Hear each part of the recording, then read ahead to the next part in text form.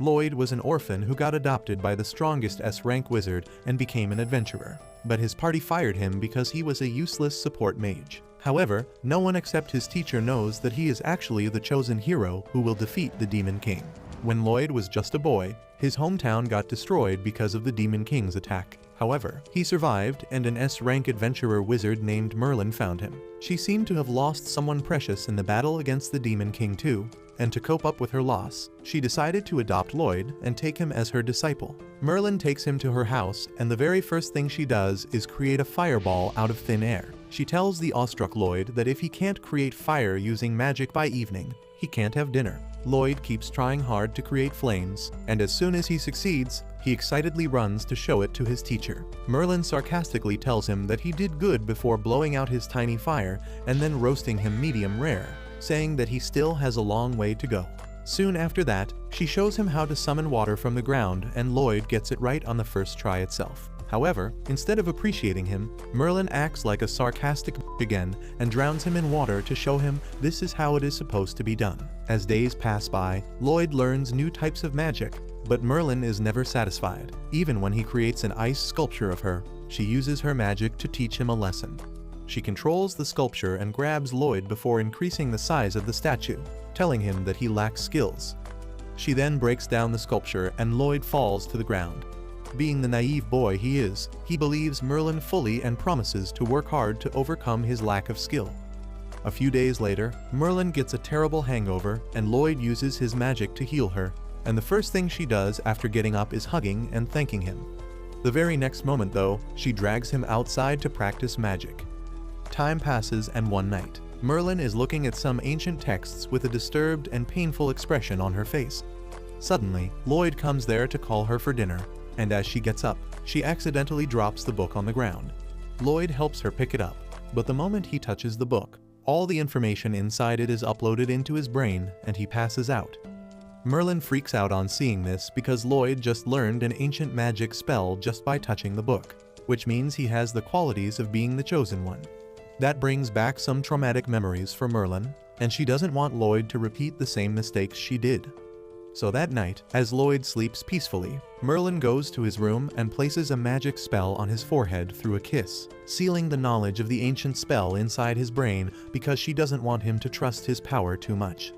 To make sure that Loid doesn't go down the dangerous path, she even recommends him to become a white mage whose main role is to provide support to other adventurers. She teaches him recovery magic that can help fruits grow, and then shows the difference in their levels by casually reviving a dying tree. After that, Merlin continues teaching him about magic and other stuff, but whenever something related to ancient magic comes up, she tells him that he doesn't need to learn that because ancient magic went extinct hundreds of years ago. More time passes with Loid training under Merlin, and one day, she blindfolds him and takes him deep inside the forest full of dangerous monsters. She gives him just one knife and tells him to make it back home within a week using his magic. She doesn't even give him a chance to say anything and runs away, and Loid is left confused and scared. Almost immediately, a wolf monster arrives there, and Loid somehow avoids its attacks by climbing on a tree nearby. He realizes that the spells he can use as a white mage can't defeat the monsters, and the only thing he can do is walk home while avoiding the dangers. First of all, he uses his magic senses to find his home, and then starts walking in its direction. He uses magic to ripen fruits to eat, and at night, he tries coming up with new magic spells that can help him stay safe. He continues his dangerous journey alone, experimenting with new spells that can help him find food and run faster. The next day, he almost gets gobbled up by a spider monster, but thanks to his spell that makes him run faster, he is able to get away safely. Loid doesn't stop using the spell till he reaches home, and as a result, he collapses from exhaustion right in front of the door. Time passes quickly and Loid grows up to be a teenager, who gets curious about the outside world when he finds a magazine about the city nearby. Merlin's attitude around him has changed as well, and instead of dragging him to practice magic, she pulls him out of his daily chores to create new types of magic spells. She comes up with new ideas at the most random moments and makes him pull all-nighters consecutively to help her make those ideas a reality. Loid can't handle all that stress, and one night, he decides to run away from home to explore the world. The next morning, Merlin finds his room empty with just a magazine about the city on the desk, and she realizes that her little boy has finally grown enough to enter his rebellious phase. Meanwhile, Loid reaches the city and gets swept up in its momentum. He spends the small amount of money he has on food and wonders how can he earn more, when a recruitment notice for an adventuring party hits his face.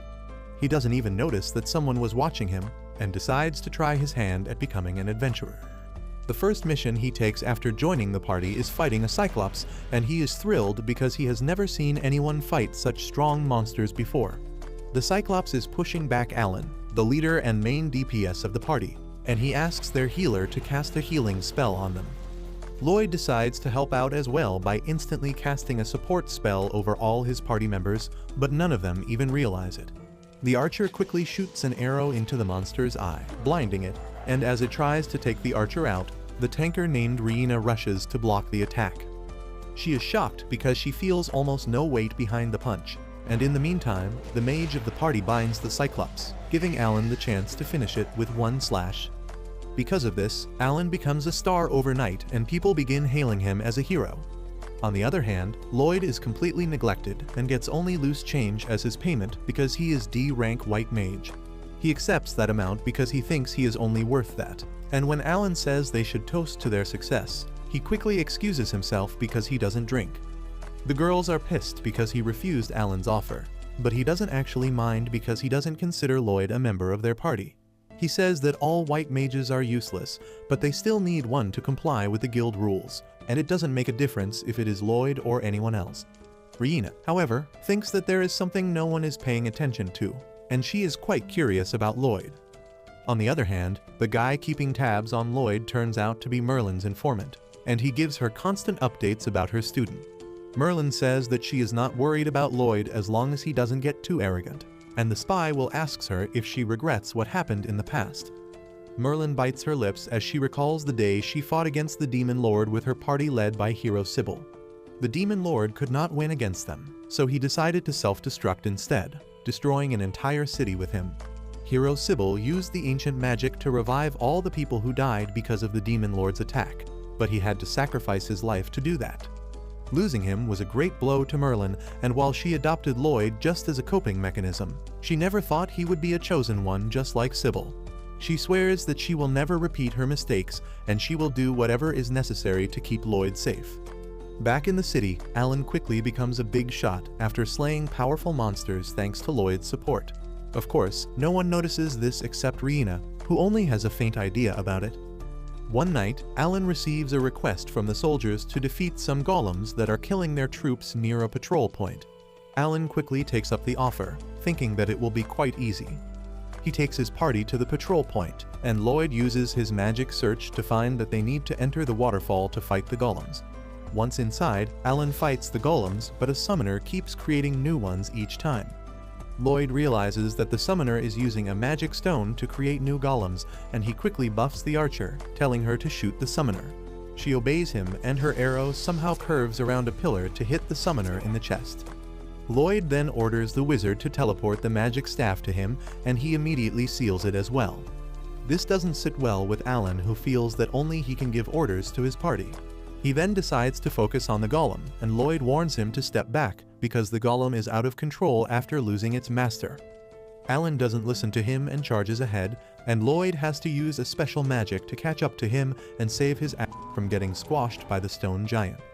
Alan gets angry at him, and just then the golem powers down, giving him the chance to destroy it. Once the mission is over, Alan immediately fires Loid, saying that he is useless and always hides at the back. Loid, who has been gaslighted all this time into believing that he has skill issues, accepts the decision without fighting back. He tries searching for another party to join, but there are no vacancies and he feels disappointed. Luckily, a girl is looking for a free white mage urgently, but the receptionist tells her that it will be hard to find someone who can meet her conditions. With no other options left, the receptionist points at Loid, and as soon as the pink-haired bitch confirms that he is an unemployed white mage, she drags him along with her. Turns out that the pink-haired girl Yui is a member of an S-rank adventure party, and they recently went out to hunt some bandits. Their teamwork and superior strength allowed them to easily defeat the bandits, and they cornered the boss too, telling him to surrender. However, the boss decided to pull out his secret move and summoned a giant stone golem to fight against them. Yui's party realized that it was resistant to magic and weak physical attacks wouldn't do much against it either. So she decided to face it herself, being the strongest damage dealer of her party.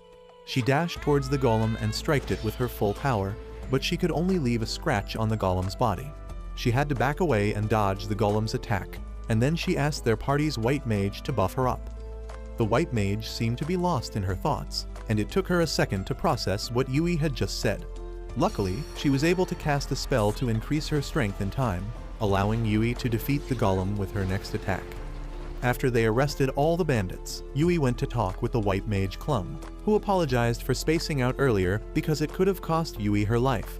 Yui told her not to think too much about it, because she knew that Clum was dealing with some serious personal issues at the moment.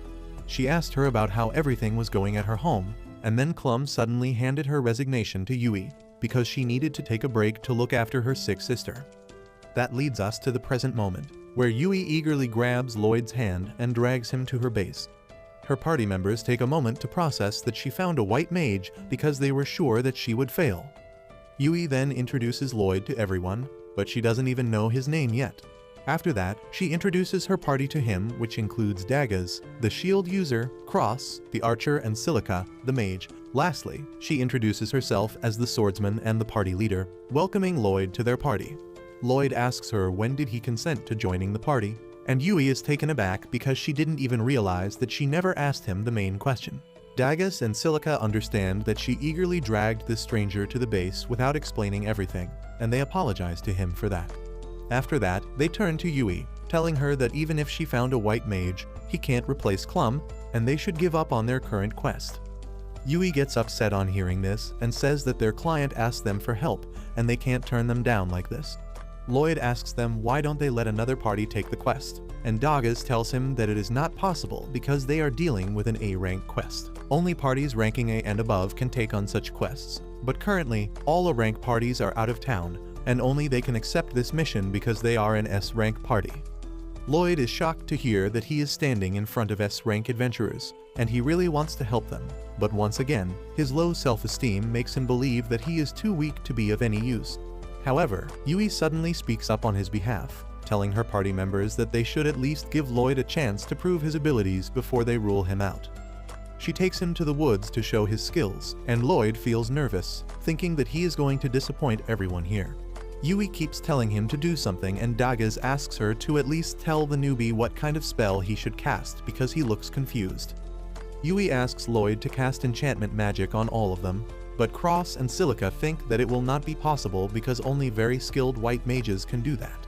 However, Loid is shocked because after hyping up the job as the most difficult thing in the world, Yui just asked him to cast a very basic level spell.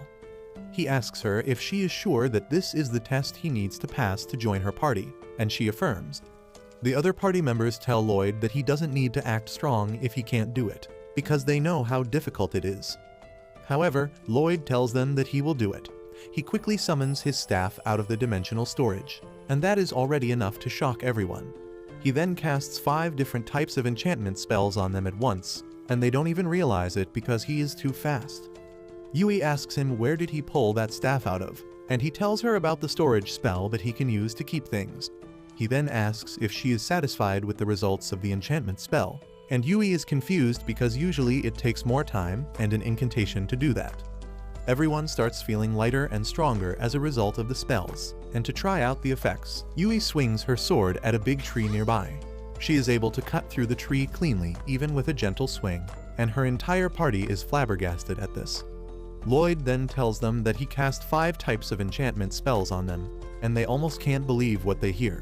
Loid explains that he thought casting just one spell on all of them was too simple to be the real test, so he tried to go beyond that and show what he can really do. Yui and others are too stunned to even reply, and Loid thinks that they are just disappointed by him. He returns his staff to the storage, saying that he understands that he is not fit to be the white mage of their party. He apologizes for wasting their time and begins walking away, but then Yui stops him. She finally bothers to ask Loid about his past work experience, and he shocks everyone by revealing that he was fired from the hero's party for being too weak. Yui and others wonder what kind of standards the hero has for calling Loid too weak, because they have never seen anyone who can cast 5 enchantment spells at once. When Loid still insists that he is weak, Cross begins to worry more about his standards. Loid changes the topic by asking them why don't they call their party's white mage back, and Yui explains that Clum's sister is really sick, and she was taking care of her while working as an adventurer the entire time. Naturally, it took its toll on her, and she could no longer do both the things, so she decided to take a break from being an adventurer. Daggaz says that they could have completed most quests even without her here, but A-rank quests are quite difficult, and they definitely need a white mage to do them. Everyone suddenly gets worried about Clum because even though she left their party, she is still their friend, and Loid feels jealous on hearing this. He quickly changes the topic and asks if anyone knows what disease Clum's sister is suffering from. Yui recalls that the girl's body is turning to Magistone gradually, and Loid remembers that he learned about Magistones from his master. When Merlin was teaching him how Magistone can turn other living creatures into Magistone as well, Loid had wondered if it is possible to restore them to normal, and now he decides to find it out. He asks Yui to lead him to Clum's house, and she takes him there. A very thin and tired Clum opens the door and gets surprised to see her friend there, and once they go inside, Loid gets straight to work. He asks Clum to tell him in detail about her sister's condition, and she says that originally, she and her sister Sylvie used to go on adventures together. However, one day, she got injured during a mission, and ever since then, she has been sick. Loid asks her for the symptoms, and Clum decides to show him rather than explaining with words. Just as she opens the door to Sylvie's room, an intense malicious mana leaks out, and then Clum removes her sister's blanket, showing that her hands and legs have already turned to Magistone. She says that Sylvie's mana has gone berserk and her condition keeps worsening day by day. Clum fears that her sister doesn't have long to live, and then Loid asks her to let him help her. He says that he has a theory that can turn Sylvie back to normal if he is right, but Clum refuses to believe him because even the specialist healers she called to look at her sister said it was impossible to cure her condition. However, Loid explains that Sylvie might have been injured by a high-purity Magistone, which started turning her into a Magistone too. He asks Clum if Sylvie was injured in a place with high mana density, and she affirms, saying that they were on a mission to extract a Magistone out of a cave. Loid asks her to show him the entry wound, and when Clum reveals Sylvie's waist that has been turned into Magistone too, Loid is certain that this is where the problem started. Clum asks him how does he know all that, and he replies that he learned it from his master. Yui then asks Clum to trust Loid with this one, and she decides to give him one chance. Loid immediately casts a spell to absorb all the corrupted mana from Sylvie's body, but that is quite hard for him to handle as well. Anyway, he manages to pull through the first step, telling Clum that he needed to reduce Sylvie's mana to near zero, because otherwise there would be no point in healing her. He says that he will continue absorbing her mana while healing her, and casts another spell to start the healing. Clum realizes that it is not the usual healing spell, and Loid tells her that this is a more powerful version that is highly inefficient, but it also allows him to burn the mana he is absorbing from Sylvie. Clum is speechless on hearing this, and Yui asks her if Loid is doing something impressive. She replies that he is casting 2 self-made spells at the same time while enduring a tremendous amount of mana, both of which would be impossible for even the greatest white mages. Soon, Loid's method shows its results, turning back Sylvie's petrified body to normal. As a result, Sylvie regains consciousness, and Clum starts crying tears of joy on seeing this. Later, she tells Yui and Loid that once her sister recovers, they both will go on adventures together again, and she wants Loid to support her party in her place. He tells her that he is not qualified enough for that, but that statement goes above Clum's head and she asks him to do what his heart says. After that, Yui and others throw a party to celebrate Sylvie's recovery, and they thank Loid, who still thinks that he is not worthy of it. However, he sees how well everyone treats him here even though they just met, and he nervously asks them to let him join their party even though he lacks strength. Everyone is pleasantly surprised by his change of mind, and they gladly welcome him to their party. After that, they throw a welcome party for Loid and tell him to eat as much as he wants because they are going to cover the bill tonight. Loid starts eating like he has never seen food before, and his new party members are quite amused to see that. They ask him if he was so hungry, and Loid tells them that the food in this town is really amazing. That is another shock to everyone because the food here is quite average. But Loid tells them that compared to what he has been eating since childhood, the food here has amazing flavor. Yui is curious about his childhood now, and Loid tells her that he used to live with his teacher, who cooked whatever grew in her garden. She collected wild mushrooms sometimes, and other times she would simply roast meat from wild beasts and then give it to him without any seasoning. Loid says that because of that, he learned to cook, but even then, he could never make food as good as this. Yui doesn't even care about food at this point, and she is more curious about the person who taught Loid magic. She asks him to tell her more about his teacher, and the other party members also join the bandwagon. Silica asks if his teacher is also a white mage, and Loid says that she is more of a combat-oriented mage because he often saw explosions when she was working alone. Silica is amazed that someone who is not a white mage trained Loid so well, and he agrees that Merlin is beyond amazing. Silica says that she would love to learn a thing or two from her, but Loid stops her right there, telling her that she would regret this statement for the rest of her life if she learns the truth. Anyway, after discussing some more about Merlin, the party decides to hold a strategy meeting for their mission, and Yui asks Daggaz to explain the mission details to Loid because she sucks at giving presentations. Daggaz tells Loid that their mission is to defeat monsters that are destroying local farms, and Silica tells him that multiple species of monsters have come together to form a pack. That is the first time Loid is hearing such a thing, and Daggaz says that it is new information for them too, but they need to take it seriously. Suddenly, Cross remarks that since they are against a huge number of enemies, he and Yui will struggle because physical attack dealers aren't good at handling mobs. Yui agrees, saying that Silica will have to carry them this time because she can use wide area spells. But even Silica is nervous because using wide area spells consumes too much mana. Yui then asks Loid if he can use attack magic, and he replies that he can use basic level spells, but the result is not that impressive. Daggaz then moves on to the strategy formation part, and says that he and Yui will gather the monsters in one area so that Silica can attack them at once. Cross will protect Silica and Loid, who will focus on healing and support. After that, everyone heads to the inn to get some rest, but Loid starts walking in another direction. Daggaz stops him, asking where is he going, and Loid nervously replies that he is too broke to afford a room in the inn. Daggaz immediately gives him a pouch that has more money than the sum of all the money Loid has seen in his entire life. He gets flustered and tells Daggaz that he can't accept it, but he replies that this is not charity because he will subtract this amount from his salary. Loid can't refuse now, and he thanks Daggaz, promising that he will work his best to repay the amount. The next morning, everyone gathers in front of the inn, and Yui is the last one to arrive. She asks everyone where their bags are, and they excitedly tell her that Loid put them all in his magic storage so they don't have to worry about carrying them. Yui immediately takes up the offer as well, and Loid quickly puts her stuff in the magic storage. Yui and Silica start glazing his amazing skills, but Loid tells them that he can teach it to all of them. Everyone is shocked to hear this because they have never seen anyone other than Loid use this magic, but he assures them that it is fairly easy to learn, even though increasing the storage capacity needs some training.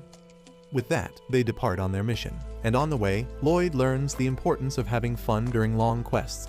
They reach their first campsite way earlier than scheduled because they don't have to carry the luggage, and there, Loid takes out the stuff from magic storage so that they can set up their tents.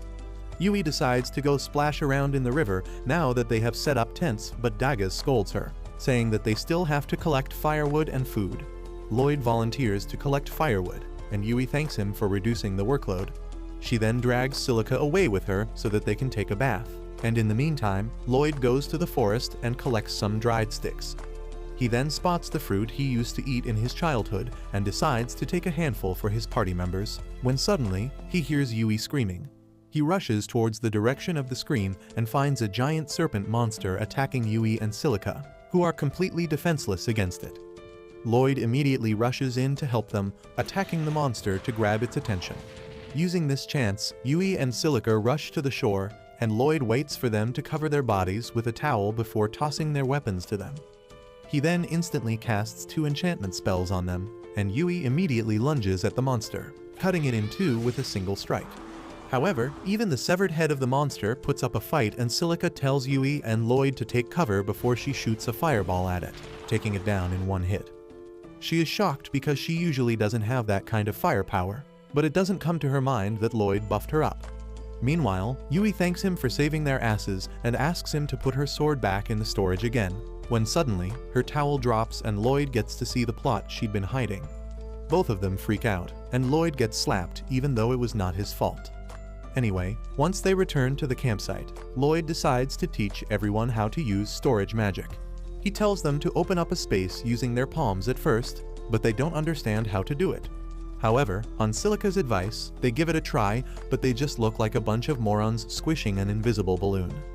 Loid feels that he is a bad teacher because he can't teach it to them. But then suddenly, Silica chants storage, and she is able to open up a magic space. Everyone suddenly realizes that they can't cast spells without incantation like Loid, but if they can use chants, they can figure it out eventually. After a bit of practice, Silica is able to store her staff in the magic space, but others struggle to do it. Later at night, while the rest of the party is sleeping, Loid and Yui are on watch. Yui suddenly sits in front of him, thanking him for joining the party, and he replies that he was also jobless so he should thank her. He then remembers how determined she was to complete the quest because their clients needed help, and asks her if there is any special reason why she is so dead set on doing this quest. Yui tells him that when she was little, her village was attacked by monsters, and she was the only survivor. So when she heard about the quest, she couldn't stop herself from accepting it because she wanted to save people from the situation she had faced. Suddenly, Loid cuts her off, telling her to be silent because there are monsters nearby. Yui gets alert and summons her sword, while Loid tells her to go and wake everyone up. Soon, the entire party is ready to face the spider monsters, but they realize that their numbers are too huge, and they should retreat for now. They start walking back slowly, but then unfortunately, Yui steps on a twig, and the sound attracts the attention of the monsters. Everyone runs as fast as they can, but the spiders catch up and surround them. They start squirting webs out of their butts, and the adventurers block the first round of attack. But then one spider ties Silica's staff and takes it away from her. The spiders then trap them in a cage of silk, and everyone panics. Loid says that they should stop the spiders right where they are before trying to defeat them.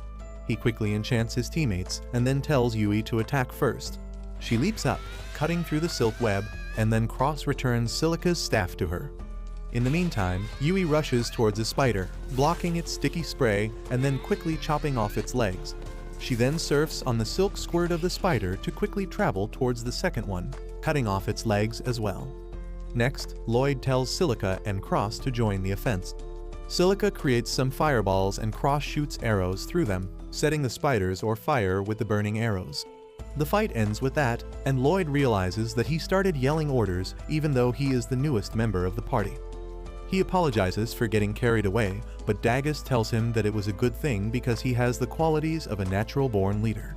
Everyone else agrees with him, and they tell Loid to keep playing an active part in leading the party during battle. The next morning, everyone has learned the magic storage spell well enough to carry their own luggage, and as they resume their journey, Loid keeps thinking about why the spider monsters were here. A couple days later, as Loid is keeping watch alone at night, he starts thinking about the spider monsters again. He believes that they should have inspected them a bit more when suddenly, Yui and Silica call his name, asking him if he plans to be on guard alone tonight as well. Loid affirms, and the girls grow worried about him because he has been pulling all-nighters for quite some time now. They tell him that he should rotate the night shift with others, but Loid tells them that he will be fine, and he wants everyone else to conserve their stamina in case they need to fight. Yui is about to give him a lecture, but then Silica stops her, asking her to respect Loid's decision, but she also asks him to inform them if things get too tough for him. Meanwhile, Cross and Dagas just watch this scene from their tent, worried about Loid's stubbornness. The next day, they resume their journey, and as they take a break, Loid tries detecting any monsters near them. He is relieved when he senses none, but then Yui comes running to him, asking what is he doing. He tells her about the search magic that allows him to locate monsters and other threats nearby, and Yui is surprised because this is her first time hearing about that spell. Loid tells her that it doesn't have a very wide range, but it is still better than nothing. Yui gets worried because he is taking all the burden of watching their surroundings on himself, but he tells her that he is fine and doesn't need any help. That night, as Loid keeps watch all by himself yet again, Yui says that it seems that he doesn't trust them at all, even though they are friends now.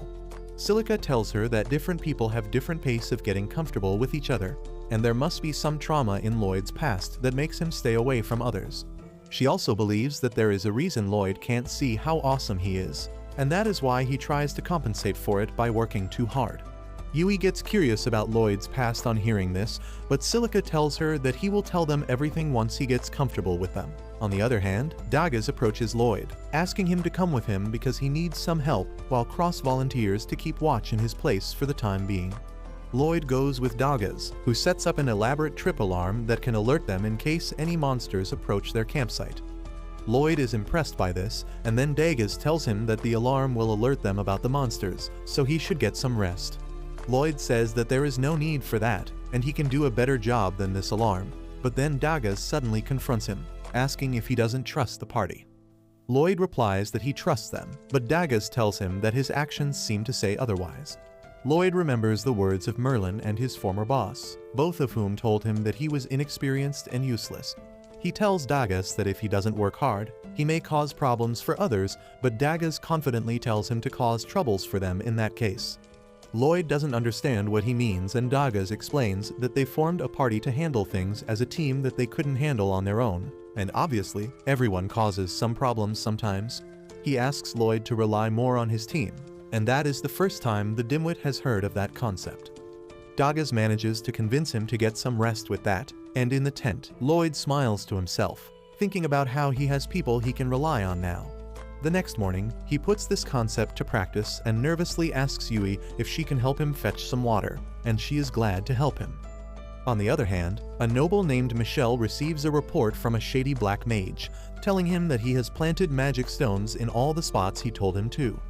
Michelle is pleased to hear this because now they can succeed in their plan without much difficulty, and the mage adds that their previous plans have scattered the high-ranking adventurer parties around, and they won't be able to interfere with their plans.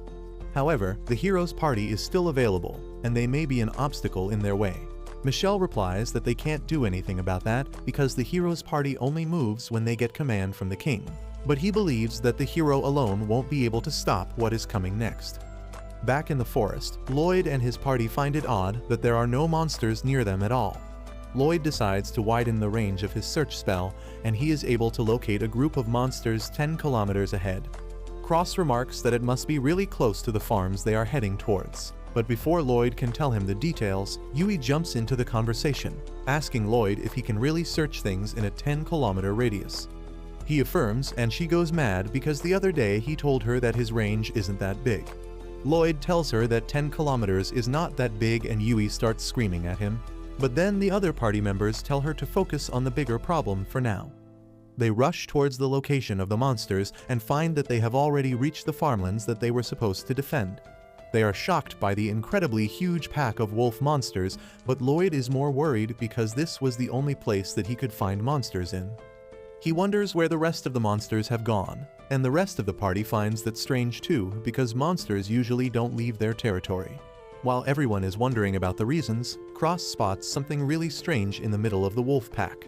The others can't see it because they don't have eyes as sharp as him, so Loid uses a spell to give himself telescopic vision. Thanks to that, he is able to see a strange black rock in the middle of the wolf pack. He then casts the same spell on other members of the party, and they can see the rock too.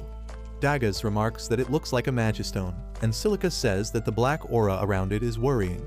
Loid says that it must be the mana releasing from it, and then he realizes that the mana feels familiar to that of the beast folks. He remembers that Merlin once told him that beast folk have a special spell that allows them to control monsters, and the Magistone seems to be doing the same thing.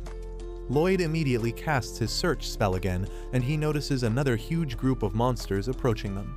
He now understands that the Magistone is the cause of all their problems, but he still can't understand the reason behind that. The party members think that they should escape for now, but Yui refuses, saying that the monsters will destroy the fields if they go. Dagas also agrees that escaping in this situation won't be easy for them, but Silica doesn't think that they can win this fight. Suddenly, Loid declares that they should fight, and he is confident that they can win if they follow his plan. He says that they need to get rid of the Magistone first and asks Cross if he can shoot it. Cross is not confident he can break it from this distance, but Loid tells him it is fine as long as he can hit it. Cross takes his aim, and then Loid puts 3 enchantment spells on him, thanks to which, his arrow is able to shatter the Magistone. Cross asks him how he did it, and Loid replies that he enchanted him, his bow and his arrows, which is just standard for someone like him. But everyone else is shocked because normal white mages can't enchant people and weapons at the same time. Just then, they notice the wolves fighting amongst each other because once the Magistone was destroyed, their natural ferocity returned. Loid was counting on this, and he remarks that the first part of his plan is successful, but unfortunately, the monster horde coming towards them has not stopped yet. Soon, the monster horde comes out of the forest and Silica stands in front of the crew all by herself to attack them. The monsters begin coming dangerously close to her, but Loid waits till the last moment to give her the command to attack. She immediately creates a fire tornado that wipes out all the monsters coming towards her, and everyone is surprised because they have never seen this kind of firepower before. Loid asks Silica to keep blasting the monsters with wind and fire magic, and then he goes to Cross. Since the fire from Silica's attack has created a lot of smoke, the flying monsters have been blinded, but they are also hidden from them. Loid first connects his senses to Cross using telepathy, and then relays the location of the flying monsters using his search skill. Once Cross can see where the monsters are, he shoots them all down without missing a single shot. Loid then runs back to Silica for the final part of their plan, but she tells him that she is all out of mana. That is no problem for Loid as he becomes a walking power bank and shares his mana with her. He collapses because he gave her a bit too much mana too suddenly, but he tells Silica not to worry about him and cast a spell to make it rain. Silica does as he says, and the rains quickly put out the forest fire, preventing it from spreading beyond their control. However, she also runs out of mana with that and falls to the ground, but Daggaz catches her. Yui tells her that she did great, and now she and Daggaz will deal with the leftovers. While they rush ahead to find the monsters remaining on the battlefield, Silica and Loid take a break. Loid suddenly falls to the ground, saying that he needs to work harder because he shouldn't be tired after doing just this little work. Soon after that, Yui and others deal with the remaining monsters, but as they return to check up on Loid, he tells them that they need to head to the nearby city, because his instinct tells him that this place was just a decoy, and the real target is the city of Ishtar. Everyone is confused at this, and Loid pulls out a crate of mana potions from his storage dimension. He chugs a potion as he explains that the whole mission was a trap to send high-ranking adventurers out of Ishtar to weaken its defense. Cross remarks that Ishtar has the Heroes Party as well as the Night Order, so it won't be easy to take its defenses down. Daggaz, however, believes that Loid's theory makes sense. Yui decides to head back to Ishtar immediately just in case, and Loid casts a buff on the entire party just as he finishes his mana potion. He then tells Yui that they should start immediately and begins running towards the city. Everyone is shocked on seeing how fast he is, but as Yui tries to catch up to him, she finds that she can also run faster than I show speed now. The rest of the group follows them, and they are not really surprised when Loid tells them that he boosted their speed so that they can reach the city quickly.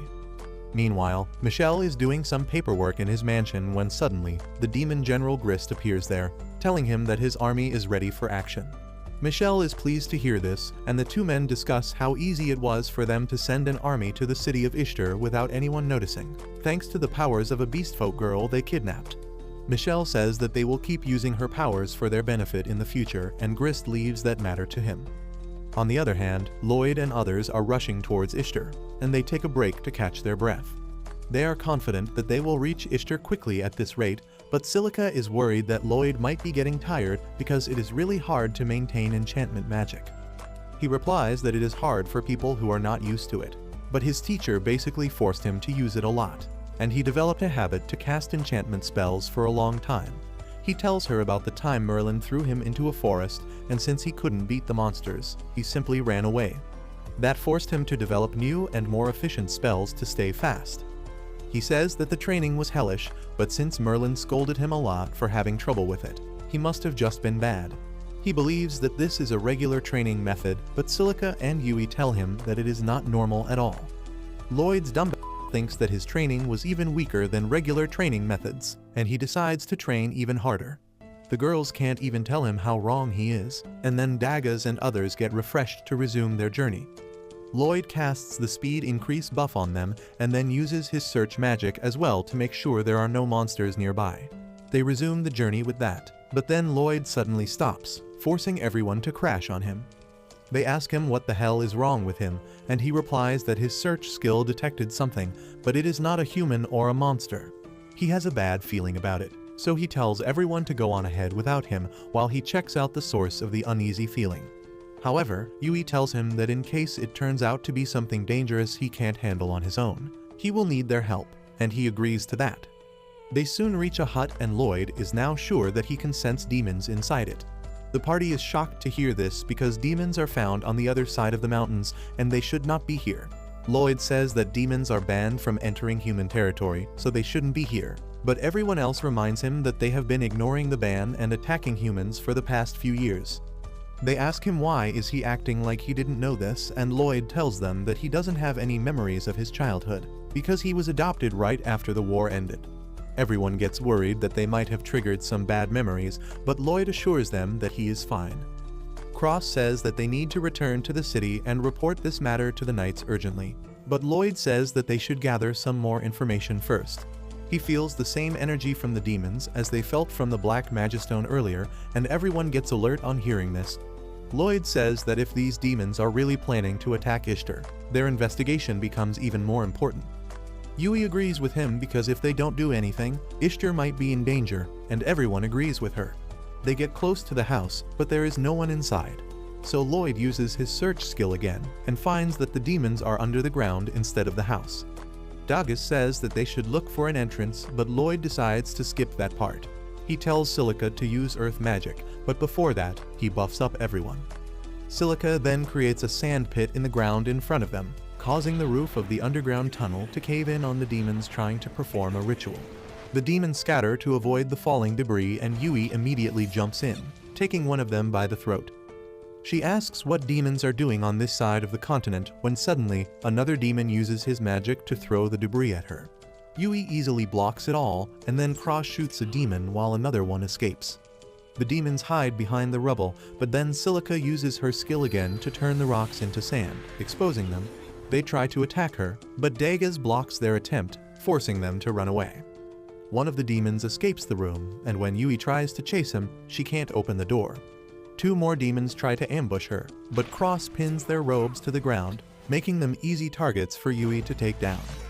With that, they defeat 3 of the demons, and then rush to capture the last one, who imprisons the beast girl in a cocoon and takes her away with him. Loid and others reach there just then, and they decide to give chase as the demon runs away. Yui and Cross reach him first, and they decide to sandwich him from both sides, while Loid and others take their time coming to the surface. Loid can sense a very strong magic signal from the cocoon, and he tells his friends to capture it at all costs. Soon, Yui cuts off the demon's path, and he realizes that he is surrounded on all sides. Loid tells him to surrender because they have some questions to ask of him, but the demon decides to fight back instead. He creates a magic circle to launch an attack, but Loid reacts quickly, creating shields in front of his friends that cause the magic attack to bounce off and hit the demon in the end. He goes down with that, and then Loid immediately rushes to bring the cocoon down and free the beast girl inside it. They take her back to the cottage and Loid decides to heal her because she is the only one who can tell them anything because the demons are all dead now. Yui and Silica are impressed as his healing magic begins to act quickly and Loid tells them that he made some adjustments to the spell. This shocks both of them because it is not easy at all to change spells, but Loid tells them that his teacher often forced him to help her create new spells, so this is nothing for him. The girls are again curious about his master, and Loid tells them that she is just a weirdo. Just then, the beast girl awakens and Yui immediately gets on top of her, bombarding her with questions. The girl nervously tells her that her name is Claire, but Yui hears her wrong, and she decides to go with whatever the hell she hears. Yui then asks her why was she captured by the demons, and Claire is hesitant to answer, so Loid tells her that they are adventurers who rescued her. He then remarks that he has heard that some beast folk can use magic to control monsters, and asks if it was her ability that controlled the monsters in the farms they visited. Claire affirms that it was her magic and tells Loid that the demons made her do it.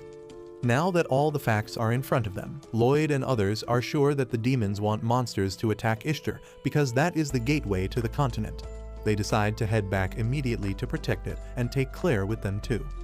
As they stop to take a break, Loid senses a large number of monsters heading towards the city, and an even larger army following right behind them. He fears that they can't fight all of them alone, so he decides to take a drastic step.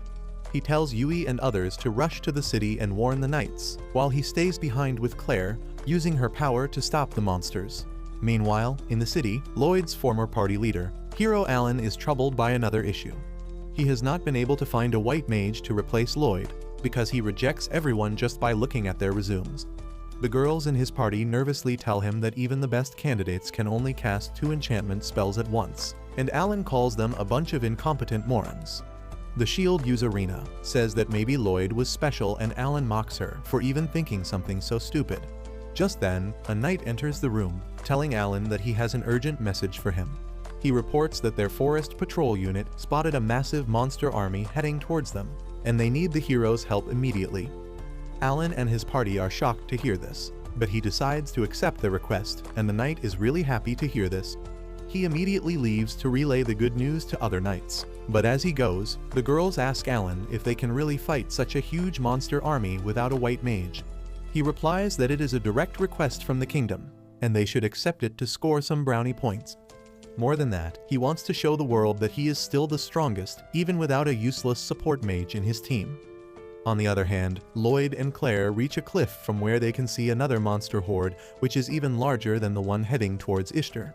Loid panics, realizing that if this group combines with the attackers, the city will be done for. He says that they need to defeat them here somehow, and Claire asks if there is a way to stop them without killing them. Loid is surprised by her request, but Claire says that these monsters are just innocent creatures whom the demons brainwashed by stealing her power. She feels partially responsible for this too, and that is why she doesn't want the monsters to get hurt. Loid realizes that Claire is a true animal lover who cares even about monsters, and he promises to find a way that can stop the monsters with the least amount of harm.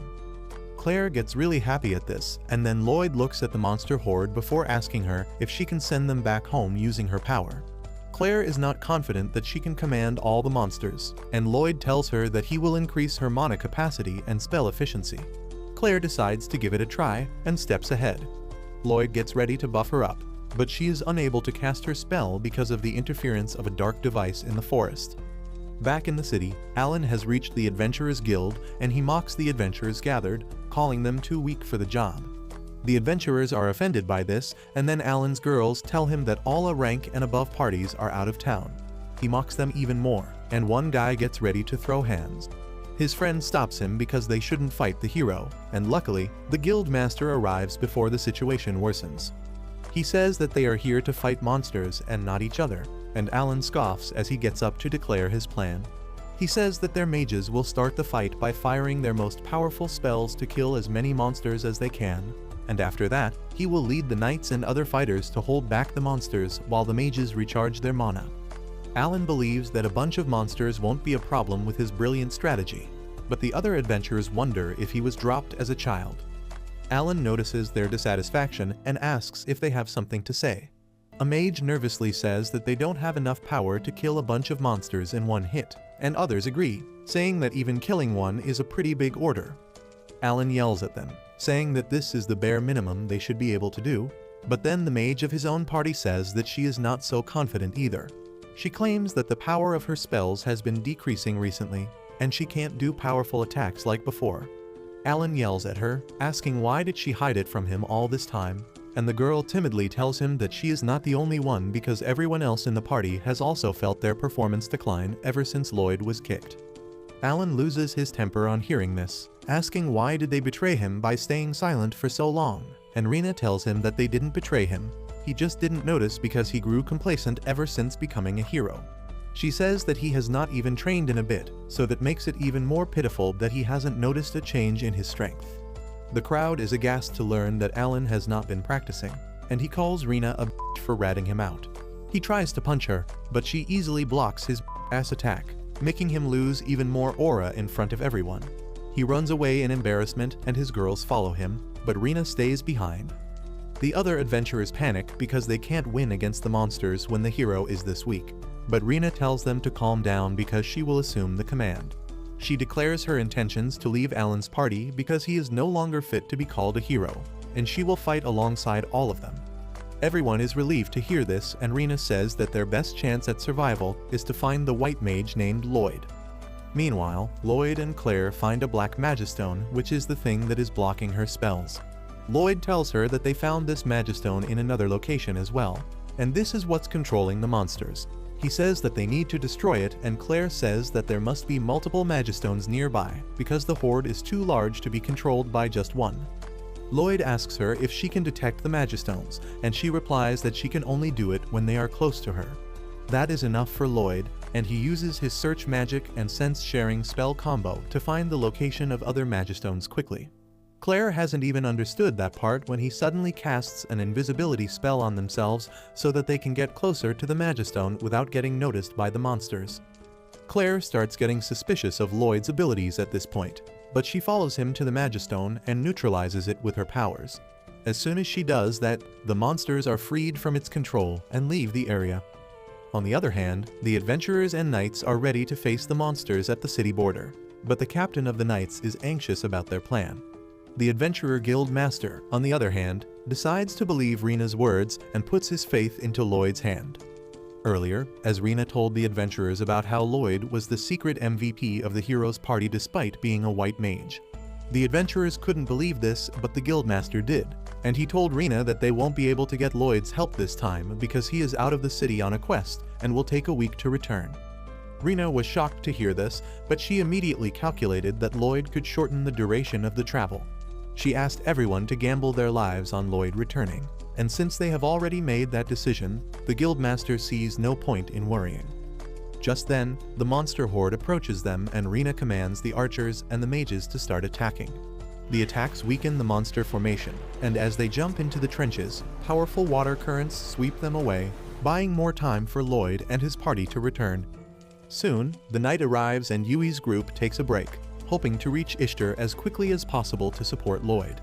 Meanwhile, Loid and Claire also reach the last magistone and neutralize it. They are glad that all monsters are free now, but as soon as they are free, the panthers and the wolves start fighting each other. They knock over the magistone, hitting Claire and disrupting her invisibility. The monsters immediately turn their attention towards her and she panics, but Loid quickly runs away to the other side and shoots some fireworks to distract them. On the other hand, Rena and others are still holding off the monsters, when their right wing falls to the ruthless attack from the monsters. What is even worse is that more monsters are heading towards them, and just as everyone is about to give up hope, a powerful fire spell defeats the monsters. Everyone rejoices as they see Yui and her S-rank party joining the battle, because it means that Loid is close too. In the meantime, Loid is playing tag with two teams of monsters trying to catch him. He keeps dodging and running away, but realizes that his stamina is not infinite. Claire also notices that he is just dodging and not attacking the monsters, and she thinks that it is because she asked him not to hurt them. She decides to help him as he gets overwhelmed and starts singing a song. The monsters suddenly stop their aggression on hearing her song and quietly return to the forest, and Loid is really impressed. He asks Claire how she controlled the monsters, and she tells him that her power doesn't control them. It only conveys her feelings to them, and she asked them to go home. Loid thanks her for saving her life and says that they should return to Ishtar now, where Yui's party has given a new hope to the defense forces. However, even with their help, the monsters quickly overpower the humans.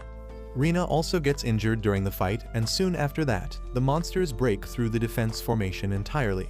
Everyone gives up hope, but just then, they hear Claire's sweet song that is being played at full volume thanks to Loid's support magic.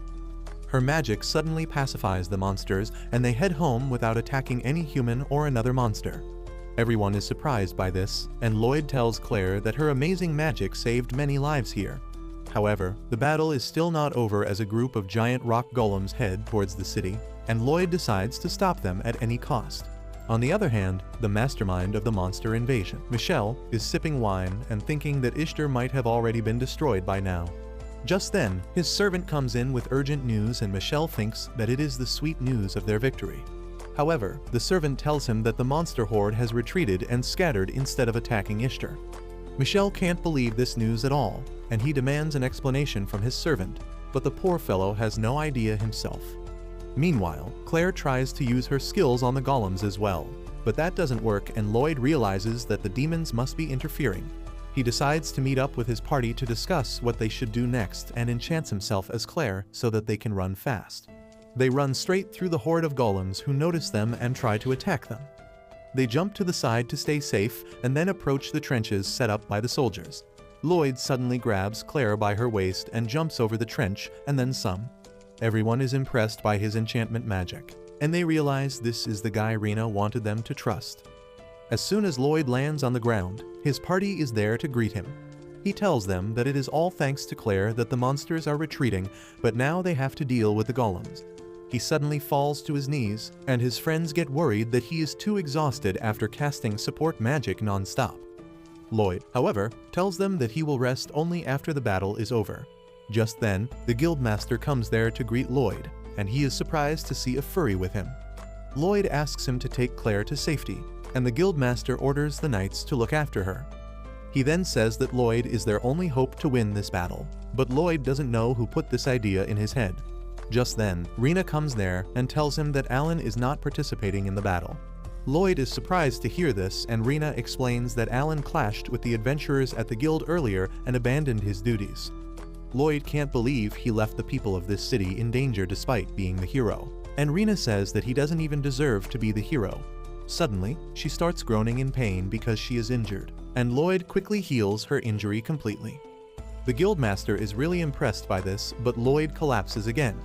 Rena helps him get back on his feet and then tells him that as long as he was in their party, they felt invincible, but once he left, they realized they were just above average.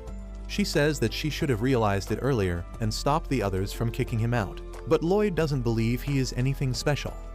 Luckily, he doesn't have enough time to yap about how weak he is because the golems reach the front lines just then. Everyone gets ready to fight and decides to charge straight at the golems, and Loid yells at them to stay back because the golems are not ordinary. However, he is too late, and the knights find out about the golems being enchanted as their swords snap on hitting them. The golem hits the knights away, and Rena immediately takes charge of the battlefield again.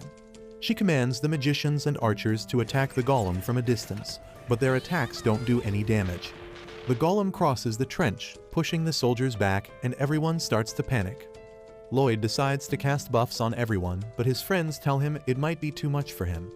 Loid says he can handle it and casts 2 enchantment spells on all people according to their needs. However, that exhausts him even further, and he thinks that the magic effects won't last for too long. He tells his friends to hurry up and finish the battle, and Yui immediately climbs on the scaffolding to tell everyone about the incredible buffs Loid has cast on them. She says they can easily win this fight now, but the knights have a hard time believing her. Just then, a golem attacks them and they panic, but Rena comes in clutch and saves their ass. Following her lead, Yui attacks the golem, destroying it. Rena uses that to advertise the strength of Loid's enchantment magic, and she tells everyone that they are much stronger right now. Everyone immediately verifies it, and their confidence soars through the sky. Loid asks his friends to support everyone, but he is feeling really weak now, and the guild master takes him to a place where he can rest. Meanwhile, Cross begins leading the archers to shoot the fireballs to land double damage on the golems. Dagas and Silica also fight on the front lines, taking down multiple golems with her powerful magic. The fight continues, and soon, almost all the golems are destroyed. Yui sets her eyes on the last one remaining, but another adventurer tries to get the jump on her. However, as he strikes the golem, his sword shatters and everyone realizes that Loid's spells have reached their limit. Everyone gets scared and runs away as the golem approaches the city gates, but Yui stands in its way. However, just as it is about to attack her, Rena tackles her to get her to safety, and Dagas blocks the heavy attack. Loid realizes that they can't win on their own, so he uses the last bit of his power to enchant Yui's sword. She sees this and asks Rena and Dagas to support her. They combine their strengths to block the attack, and then Yui attacks the golem, destroying it with one slash. Everyone starts celebrating their victory that they once thought was impossible, and Loid finally gives himself the chance to relax, passing out immediately. On the other side, the demon general Grist reaches Michelle's castle to complain about his utter failure. Not only did they fail to destroy Ishtar, even Claire was taken away from them. However, he doesn't find Michelle there, so he destroys his office instead, and swears to end his life the next time he sees him. Back in the city, Loid wakes up after a day of sleeping soundly.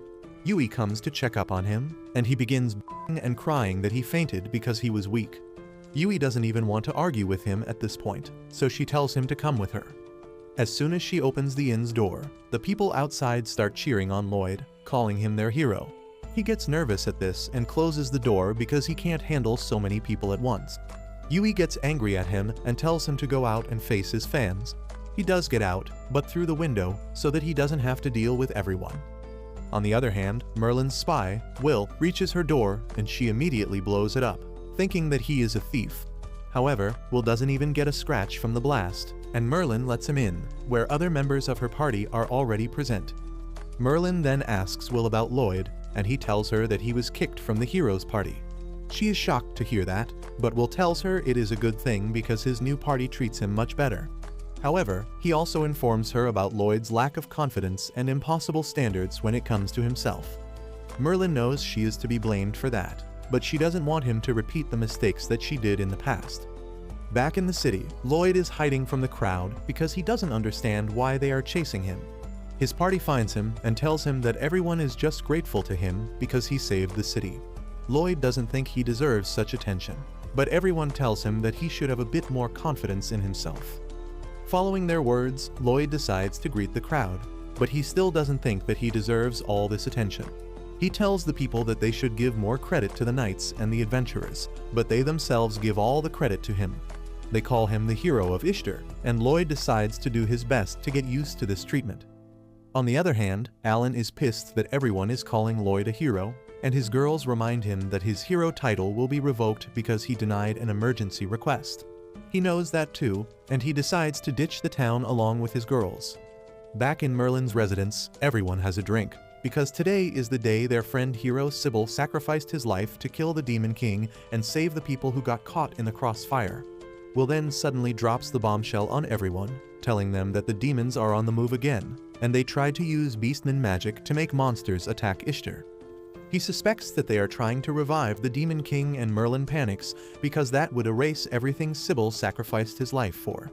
Others tell her to calm down because they need to do what they can to ensure that the world remains safe. A few days later, Loid, along with his party, is summoned by the city lord. A young man comes to take them inside, and they find Claire already waiting for them. Everyone is glad to see her and ask if the lord summoned her too, but the young man tells her that she is his special guest. He then introduces himself as Lord Abel, the guy who runs this domain, and no one can believe it because they thought he was just a servant or something. Silica says that it is common knowledge that the Lord has ruled this territory for over a decade, and Abel looks too young for that. He replies that he has got the same anti-aging DNA that Ash Ketchum has, and Loid remarks that even Merlin is the same. Abel says they will talk about it some other day, because right now, he has something more important to discuss. He reveals that Claire is actually the second princess of the Fora's empire where the beast folk live, and Loid can't believe it. Claire affirms this, and everyone else is also surprised to hear the truth. Abel says that Claire's power to control monsters is quite unique, and if it falls in the wrong hands, it can lead to disaster. That is why the Empire has been searching for her, and now that she has been rescued, they are going to take her back home soon. Abel says that he wants Loid's party to escort Claire to the royal capital where the beastmen will come to take her, because he trusts they can face any enemy, even demons. Though it is unusual for adventurers to guard members of royalty, everyone understands that they need to keep Claire's identity a secret, and they agree to become her bodyguards. 10 days pass after their journey starts, but they are still not near the royal capital yet. Cross complains that the capital is really far, but Daggaz reminds him that they are taking the longer route on purpose to stay safe. Yui, on the other hand, is not bothered by the long journey at all. She is more interested in hitting the hot springs that are in the next town, and she asks Claire if she has ever been to them. Cross finds her relaxed attitude annoying, but Silica says that her cheerful attitude makes the journey bearable, and it is also good for Claire to have some new experiences. Cross starts to think that Yui has actually thought this through, but in the end it turns out that she just wanted to have fun. Later that evening, they reach the hot spring town, and the girls have fun ogling each other in their pool. Meanwhile, the guys are rubbing each other's back, and Loid starts thinking about the demon attack. He thinks that the closer they get to the capital, the greater the chances are that demons will get impatient and attack them. However, they can't deploy a full-sized army here, so they will only send their elite forces to kidnap Claire. As he thinks about it, he starts rubbing Cross's back a little too hard. Cross tells him that it hurts, but Loid keeps thinking of improving his spells while absent-mindedly giving him rough back shots. Later, Loid tells everyone that they should stay in this city for a few days to prepare themselves for any sudden demon attacks. Silica agrees with his idea, and so does Dagas, because he wants to improve his gear. Silica says that she will also experiment with new skills, and Cross says that he is fine either way, but he can use this time to do some maintenance on his bow. With that, Yui decides that they will stay in the town for a couple of weeks, and Loid is determined to grow even stronger to help his friends. The next day, Dagas begins searching all the weapon shops one by one to find the right gear for himself. He is disappointed no matter which shop he tries, and he doesn't know what to do. Just then, he spots Yui and Claire, who are just enjoying their break. Dagas tells them that he wants a new shield but can't find a good replacement in any weapon shop. Yui understands that it is hard to find quality equipment in random cities, but Claire says that she saw a shop in a quiet alley a while ago, and she thinks that it has better weapons than one would think. Dagas decides to trust her and checks out the weapon store she mentioned. He finds no one there, but then begins looking at the weapons on display. He judges that they are high-quality items, and just then, the shop owner comes there. He seems really angry and rude, and asks Dagas what the hell does he want. He then asks him if he is with those bastards too, and Dagas nervously replies that he is just checking out some shields. The old man tells him to feel free in that case, but now Dagas is confused about what is going on. After a while, he gets even more confused because every weapon in the shop is high quality, but there is no customer at all. Just then, a group of adventurers arrive there, and they are surprised to see Dagas there. Their leader, Karen, asks him if he is here to buy weapons, and when Dagas affirms, everyone starts laughing at him. They call him a stupid low-rank adventurer who doesn't even know which shop to buy weapons from. Just then, the shop owner comes there, and turns out he has beef with the rowdy bunch who just came in because they are the reason his business is not doing well. Dagas steps up for the old man, asking if these guys are some kind of takeover gang, and everyone says that he must be an outsider because everyone here knows about the A-rank adventurer Karen. Dagas asks why an A-rank adventurer is harassing the shopkeeper, and Karen tells him that it is the old man's fault for not selling the special item to him. The old man replies that he won't even be able to use it, and he can't sell a weapon to someone who is not worthy of wielding it. Karen says that he will have to teach a lesson to him in that case and starts cracking his knuckles. Dagas says that this is shameful behavior for an A-rank adventurer, and Karen's lackey decides to attack him first. However, Dagas easily blocks his fist and then knocks him to the ground, causing everyone to back up. He then pulls his shield out of the storage and pushes everyone outside before shutting the door on their face. Karen is flustered by this and asks how can a random nobody defeat an A-rank adventurer like him. Dagas opens the door to flex his S-rank tag in front of him, and everyone is shocked. Even the old man asks Dagas why didn't he show his rank earlier to avoid the entire situation, and he replies that it is lame to rely on rank rather than strength. Karen and his lackeys run away on hearing this, but the old shopkeeper is impressed by his skills and character, and he decides to leave his treasure with Dagas. On the other hand, Loid is trying to improve a spell when Yui and Claire return from their sightseeing. They are curious about what Loid is doing, and he tells them that he is trying to make his support spells more powerful, but it is time that he learns some new spells. Yui recommends that he learn some attack magic, and Loid tells her that he won't be any good at it because white mages are not talented at offensive spells. He says that if Silica's firepower is comparable to a flamethrower, his attack power will only be equal to a matchstick. He begins glazing Silica after this, who is in the forest at the moment. She relaxes in the embrace of nature, and then begins thinking how their last mission would have been a disaster if Loid was not around. That is why she wants to grow stronger, and she starts working on creating a new and more powerful flame spell. However, she can't master it even after multiple attempts, but she is not ready to give up yet.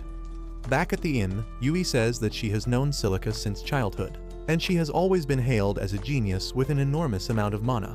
However, that is not the only thing that makes her so powerful as a mage. Yui remembers the time she saw Silica practicing her aim relentlessly despite failing badly every time, and she says that the most special thing about her is that she never gives up until she achieves her goal. Silica displays that same commitment and determination in her current practice as well, and she keeps trying her new spell until she manages to cast it successfully. However, as she gets excited because of her success, she slips and the spell goes out of control once again, ending in an explosion. Silica gets drenched after falling into the pond, and she is disappointed at her clumsiness.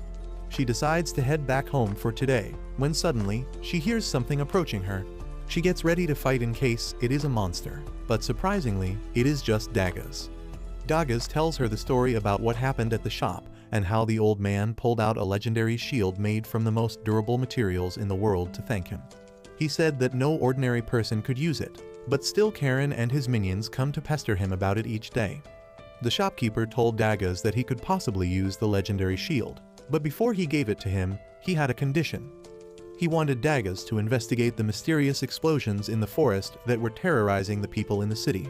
He wanted him to find if there was a monster or a demon behind the explosions and stop them to earn the shield. And that brings Dagas here. Silica is not happy being compared to a monster or a demon, but Dagas tells her to look at what she did. Silica turns around and is horrified when she finds that the entire lake has evaporated as a result of her spell. Anyway, Dagas takes her to the shopkeeper to tell her that he resolved the problem, and Silica apologizes profusely before telling him that she repaired the lake with her magic. The old man just laughs at this and says that it is all good since no real damage was done. He then tells Dagas to take the shield as per their agreement. Dagas says that he didn't even resolve the problem, but the old man trusts him enough to leave the shield in his care now. Dagas accepts the shield and later, he shows it to his friends. Silica also tells them that she created a new spell, and everyone is excited on hearing about their progress. Loid wants to catch up to them, and even Cross starts feeling pressured to improve. However, Yui tells them that there is no point in hurrying things and they should do things at their own pace.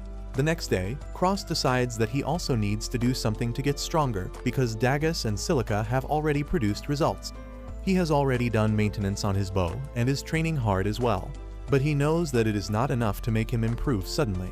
As he wonders what can he do to become better, he bumps into a young archer who is running to the guild in a hurry.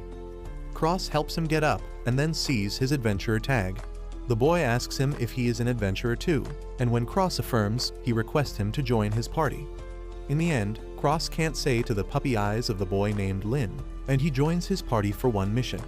They go to the guild, where Cross asks Lin why doesn't he already have a party because archers are not suited to go solo. Lin goes silent on hearing this question, but the other adventurers start mocking him, saying that he found a new guy to latch onto. They say that he will always remain an E-ranked adventurer, and will just drag down the people who are teaming up with him. Cross now understands why Lin was so desperate earlier, and the boy immediately apologizes for making him join his party.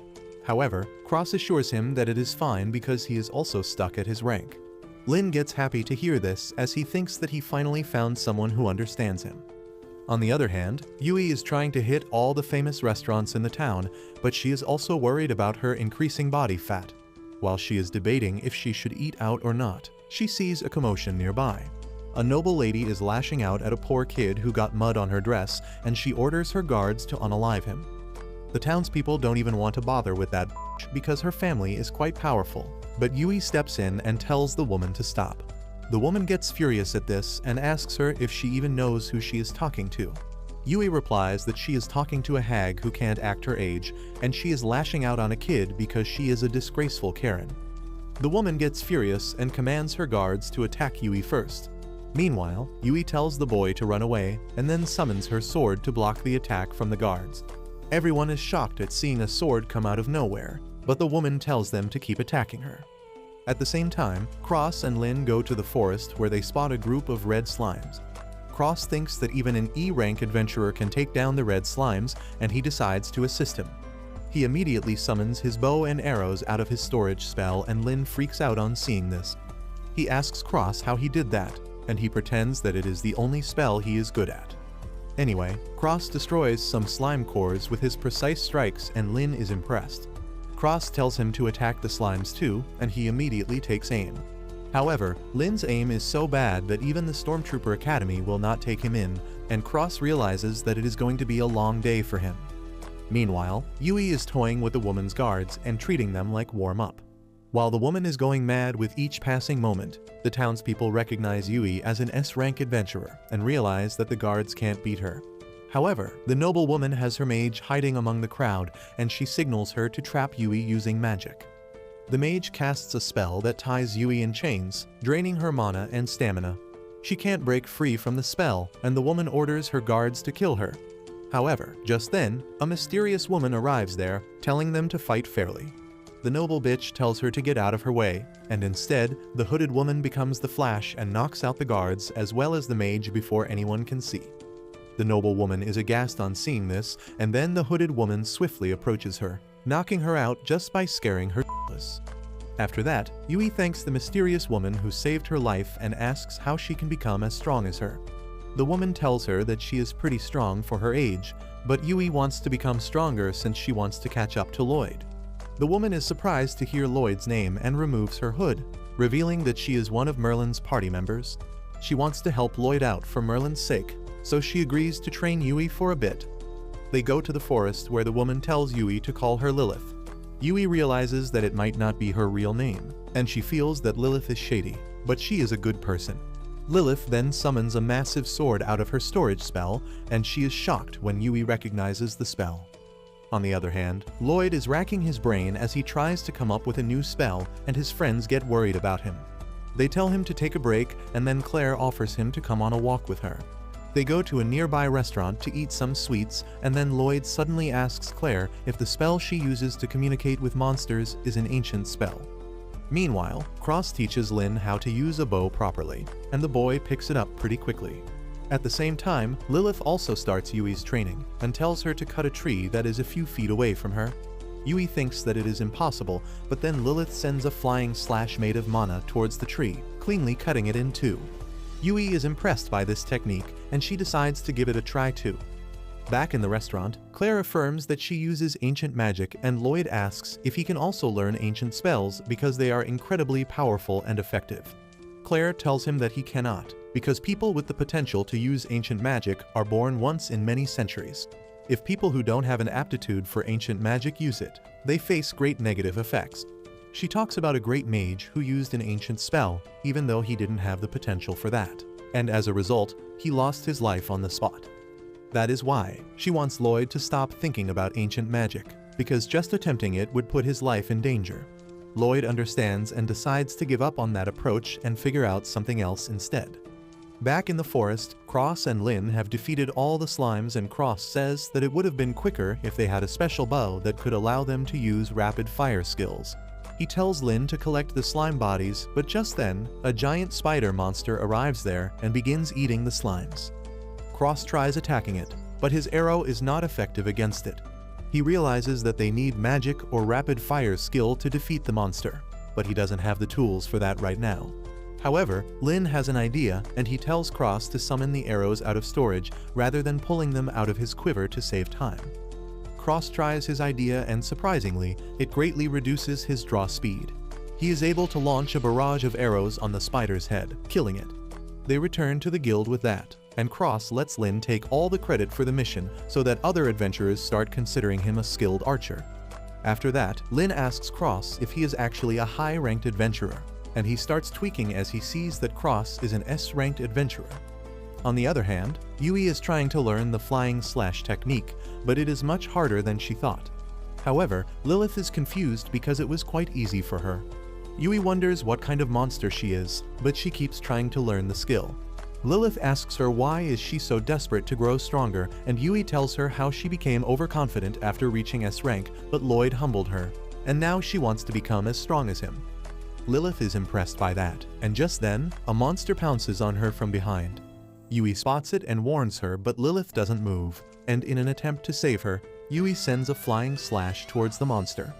Her attack cuts through the monster, and Lilith congratulates her on finally learning the flying slash. Yui also realizes that she managed to use the skill when it really mattered, but with that, she suddenly falls asleep. Lilith drops her outside the inn and vanishes before anyone sees her.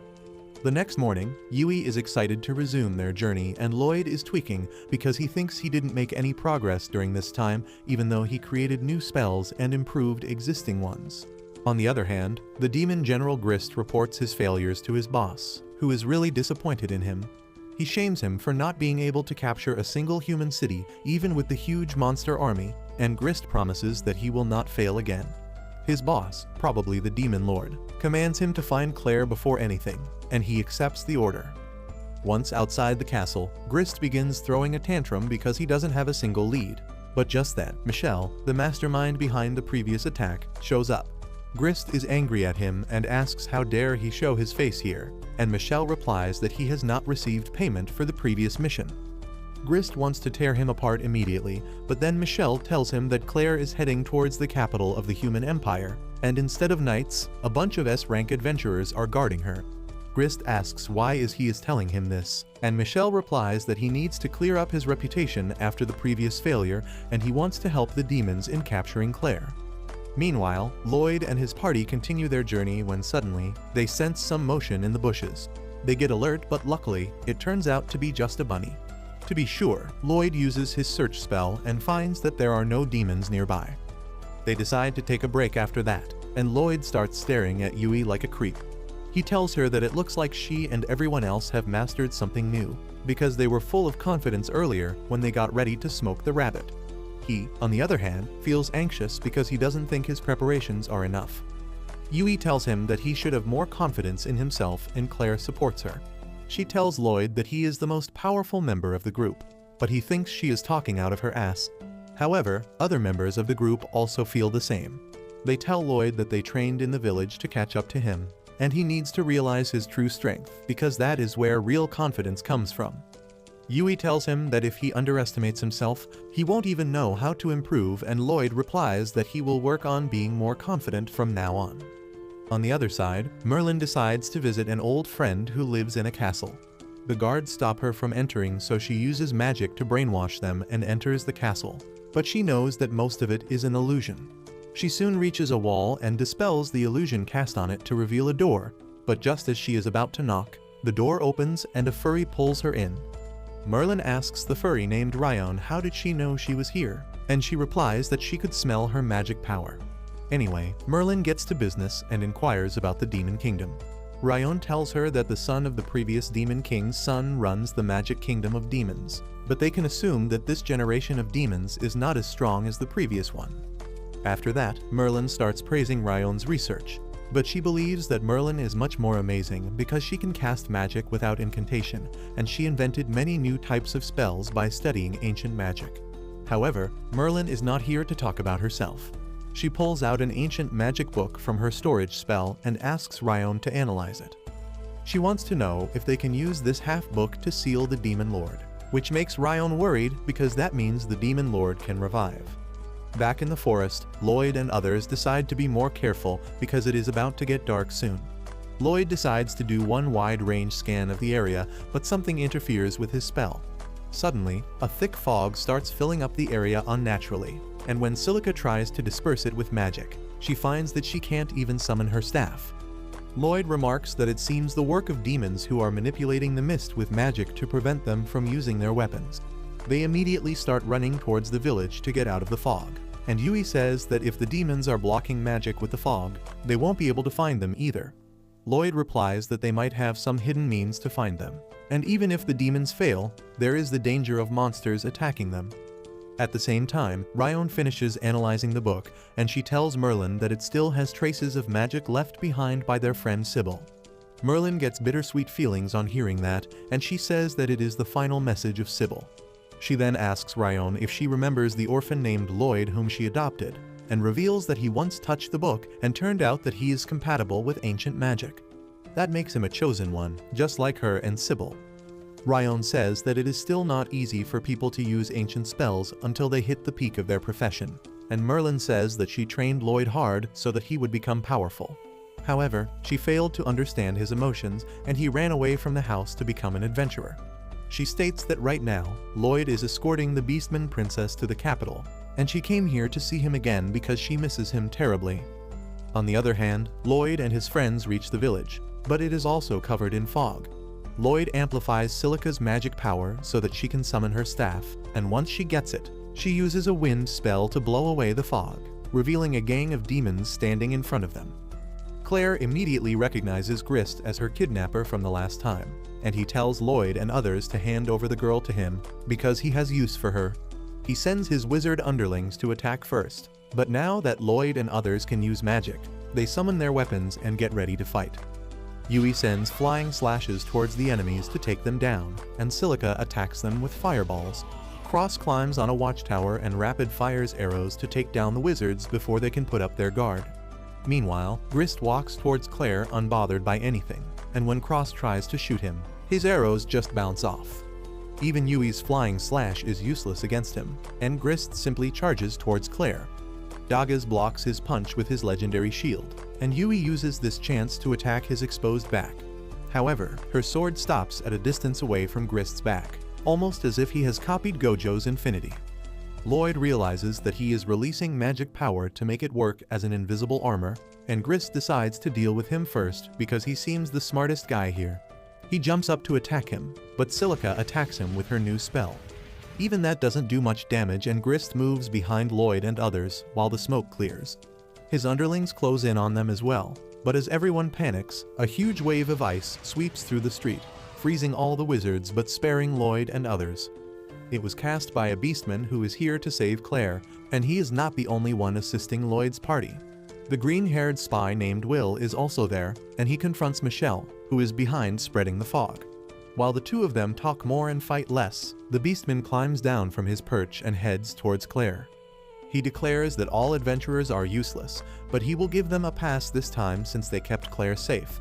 She immediately runs towards the guy and introduces him as her childhood best friend and the ice crystal hero, Syrian.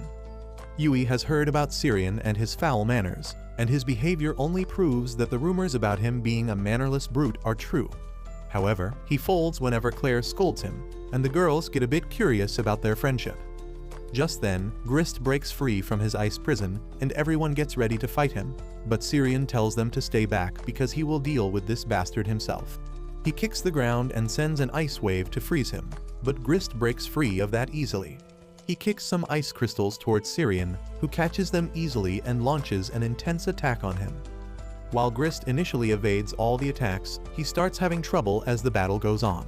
Syrian goes batshit crazy with his attacks, but Loid thinks that he is not fast or skilled enough to stop Grist from counterattacking. Suddenly, he notices that Grist is taking cold damage because he is not using his magic armor.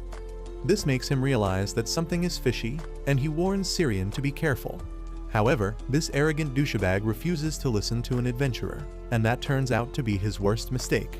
During the battle, Grist was compressing magic in his fist, and once he has charged up enough magic power, he leaps towards Syrian to finish him. Loid immediately warns everyone to take cover, and as Syrio and Grist clash, a huge explosion rocks the place. When the explosion fizzles out, Loid uses his search skill to confirm that all the members of his party are safe, but he can't notice where Claire and Syrian are. He gets an answer to one half of his question as he sees the unconscious Claire with Grist, who declares that he is going to take her away with him. Just then, a huge floating ship arrives there and Grist grabs onto it and flies away, with Loid and his friends just watching helplessly. As Loid watches Claire getting taken away, Syrian comes out from the rubble. Despite being injured, he creates an ice pillar to take him to Claire. However, the moment he is about to grab Grist, his powers run out and the ice pillar shatters. Syrian begins falling to the ground, and Loid immediately tells Silica to use wind magic to make him land safely. As soon as Syrian lands on his feet, he gets ready to attack again, but Loid stops him, telling him that they can't do anything against an enemy in the sky. Syrian tells him to piss off, but then he notices that his injuries have been healed. Loid says that he did it, confusing Syrian because he didn't even notice him cast a spell. Yui and others also gather around and ask Loid what they should do next, and he tells them that he has a plan. Syrian, however, refuses to listen to him, but everyone tells him that he can't do anything in this situation, and he should trust Loid because he is much smarter than anyone else here. Syrian is irritated, but in the end, he agrees to cooperate with them so that they can rescue Claire. Meanwhile, Grist is really happy with how their mission turned out, and he credits the flying ship for that. He tells Michelle that he should have brought out the ship during their previous attack at Ishtar City. Michelle replies that he didn't even have the prototype ready back then, but now he has acquired a power source that can move such a giant machine. He then shows the power source to Grist and tells him that it is a fragment of the previous demon lord's body.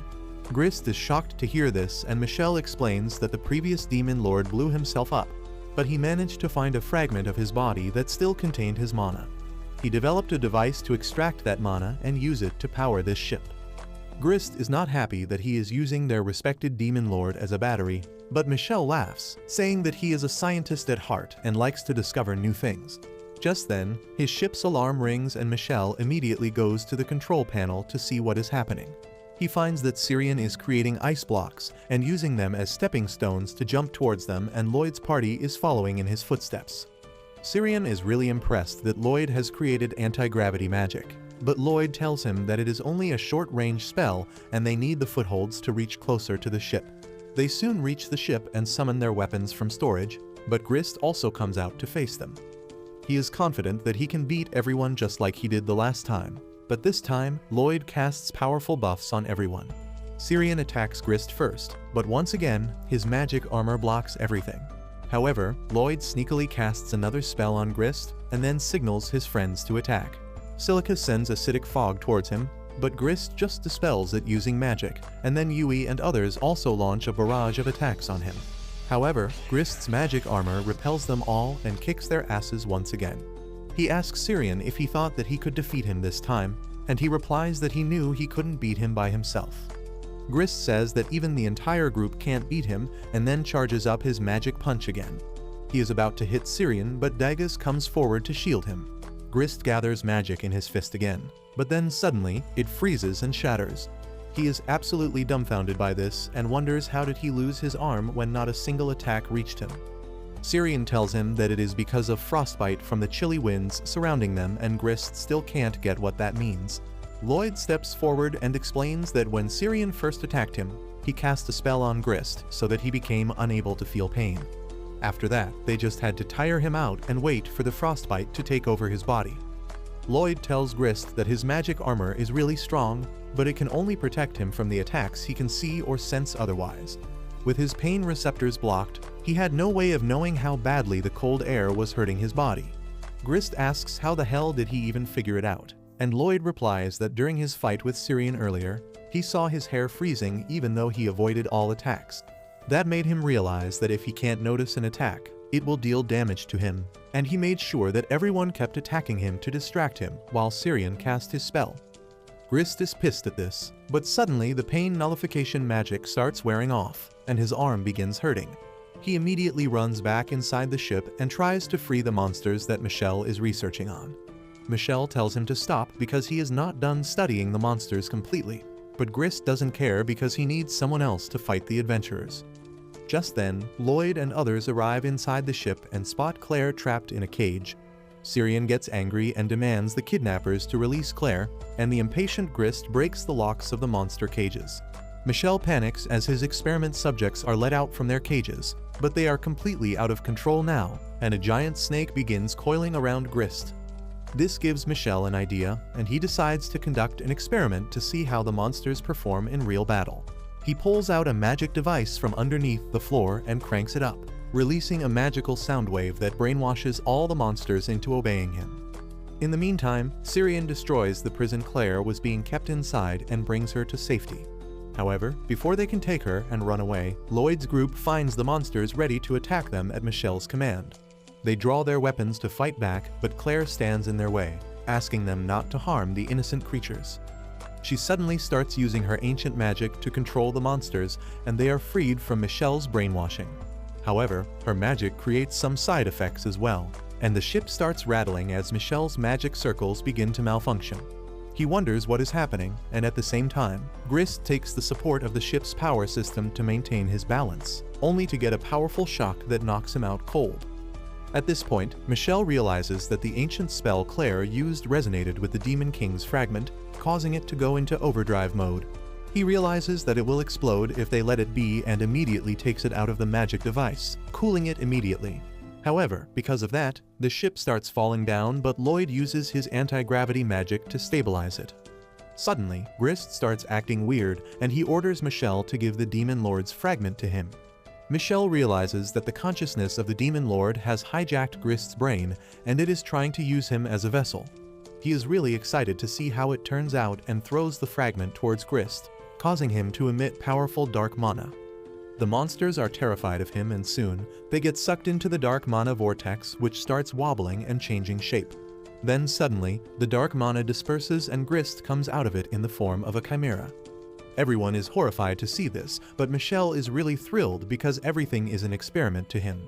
However, Grist has completely lost his mind, and he attacks him first, ending his life on the spot, but like a true man of science, Grist is happy about his discoveries till the last breath. After that, the chimera turns its attention towards Loid and his group, and they are not sure if they can beat it. Meanwhile, Merlin is heading out of Rion's castle when she suddenly finds Will in front of her with an urgent report. Back in the ship, as the monster attacks them, Loid buffs up Daggers to block its attack, and Daggers realizes that he can't block more than a couple more hits. Everyone else decides to evacuate the ship because they are still falling rapidly, but then the chimera jumps over them and blocks the exit. Syrian summons his ice sword to fight it, but Claire stops him, telling him that there are innocent creatures inside the chimera and they shouldn't hurt them. While Syrian is a simp and accepts Claire's request, Yui and Cross start blasting the chimera with their long-distance attacks. However, the chimera breathes fire and wind out of its mouths, creating a fire tornado that deflects their attacks, and Loid starts panicking as he wonders how to get out of this situation alive. But that's where this video ends. Remember to like and subscribe to the channel. Thanks for watching, and I'll see you next time.